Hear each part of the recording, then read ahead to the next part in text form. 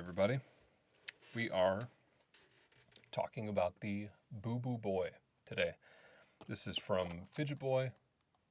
Check out that new case. I got the plastic wrapped up in that. Number one, check that out. These are the new Fidgetboy dog tags that come with each of the sliders or spinners, the metal ones at least. And boom, 007. Check that out. Pretty cool. I'm going to show you a neat little Easter egg in there too. We've got backup magnets, a sticker, and a fridge magnet. Gorgeous. Nice little place to keep your extras and carry this bad boy around. So, also that awesome little suede pouch. Suede, I think I called it felt in the other video, my bad.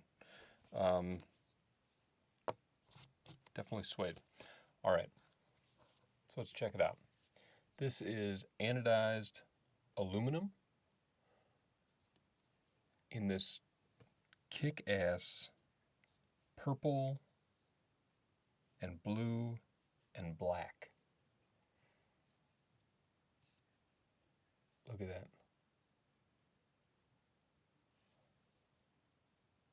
What a solid anodizing job. Now, let's fucking use the thing.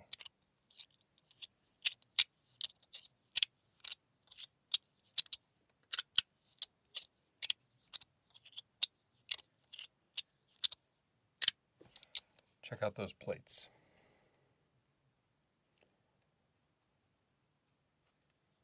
It almost looks like someone dropped the screw in both sides and you've got these ripples coming off of them. They have a little raised feel to them.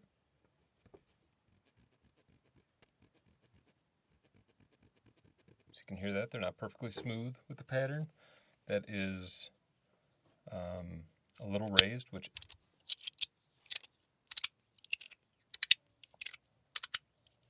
adds a little sound to it, you can hear.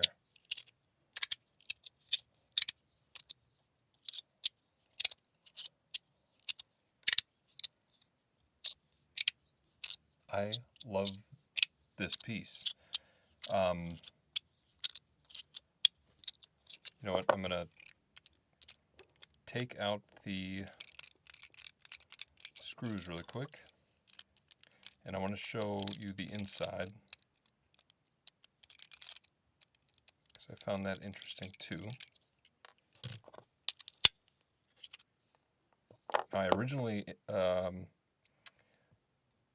reviewed the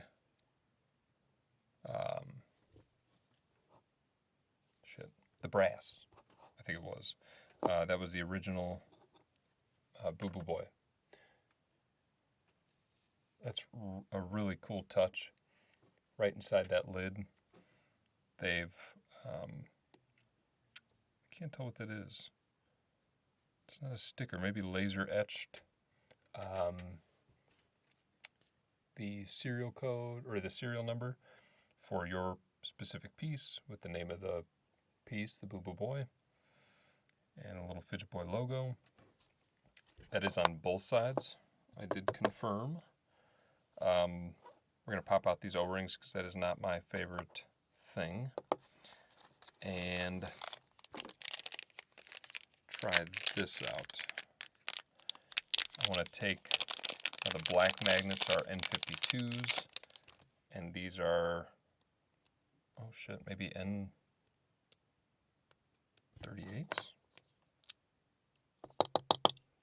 Seems like it might be less strong than an N40 something. I'm not super familiar with all those magnet numbers. So you can see that the plate is steel. There's the thickness of just the plate, and then it's just a machined in space for that particular magnet. And let's drop in some weaker ones. Just fucking, let's see what happens.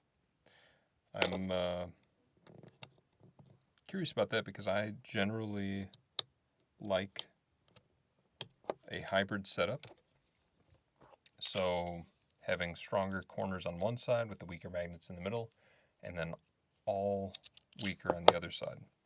I also generally don't prefer the O-rings, but I wanted to keep that way for the video so that you guys could see exactly how it shows up at your door. And then kind of give it a... Ooh.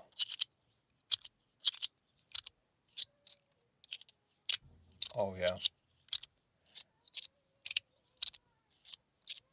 Cool. 2-year-old's having a fit. For sure. That's exactly the setup. Damn it, I gotta pass this thing along. That's really hard for me. I'm passing this over to Mel at EDC Fidget, and then Gavin at Dynamic Inertia. See, I might see if we can get this up across the border so that Sean can check it out. That feels so good. That might be the perfect setup. So with the weight of the aluminum and the stainless steel plates, this is just light enough to be able to get that around the world move like that, that I love to do, at least. And then just this, like, straight down. What cell phone was that you used to be able to close it up like that? I don't think it was the chocolate, but anyway. That's a phenomenal magnet setup. Hopefully all that dicking around I just did gave you a sense for the sound of it.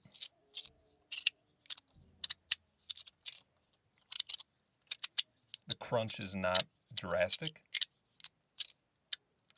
with the O-rings out, and you saw that how deep those little wells were for the magnets. So they're not popping, you know, all the way up to hit the top of this, which would give it a little click, clack, click, clack. But it gives it just enough. That's really nice. The maneuverability is a little different on this. I will say when you go to here, that is fully extended. So you can see you've got maybe 3/4 of an inch to 1/2 an inch of the overlap.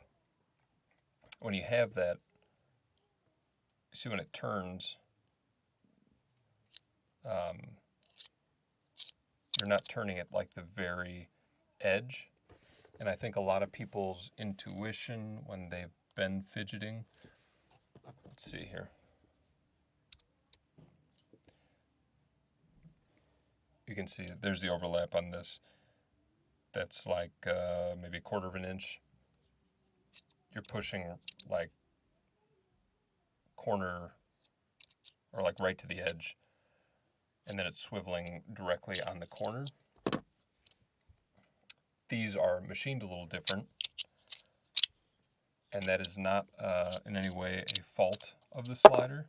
It's just different, and it takes some recalibrating, I guess, of your fidgeting style, because you have the tendency to want to push it to the edge, and when you do that, you could push it off. So you're giving it like a gentle nudge instead right at the end. But just different, and different is good. Different is totally okay.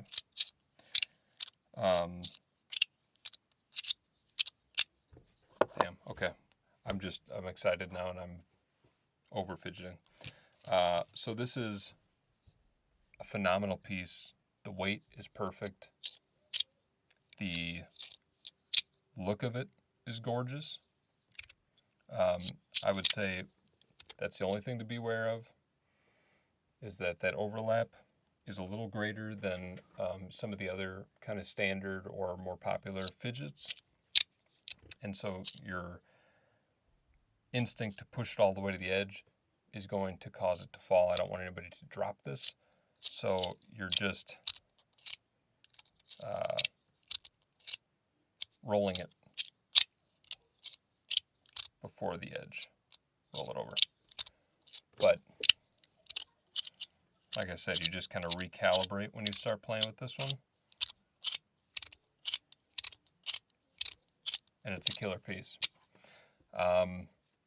Yeah. Damn. I may have to claim this one, and instead of just sending it off, I will lend it out. Thinking about that. Okay. So, folks, that is the BooBooBoy in anodized aluminum. Very awesome piece. Well done to Jason. And hope everyone's able to get their hands on one of these. It is worth experiencing. Thank you, guys.